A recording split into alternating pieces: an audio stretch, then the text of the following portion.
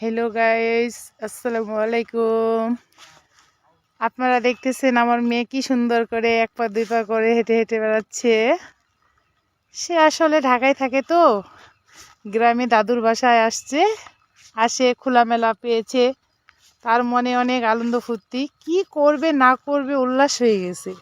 বাবা, মামুনি, এই যে বাবা, এদিকে আসো।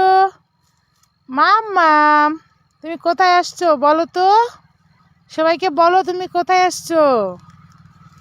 এই যে সে অনেক ব্যস্ত, সে সারাদিন অনেক ব্যস্ততার মাঝে কাটাচ্ছে এখন। সে অনেক খুশি, খোলামেলা পেয়েছে। এ জায়গায় কি করবে না করবে সে নিজে বুঝতে পারতেছে না, কোথায় যাবে না যাবে। তার দুষ্টামিটা অনেক বেড়ে গেছে। হ্যাঁ হ্যাঁ, তার সাথে পারাই যাচ্ছে না। এদিক থেকে এদিকে চলে যাচ্ছে, এদিক থেকে এদিকেই চলে যাচ্ছে। বাহ,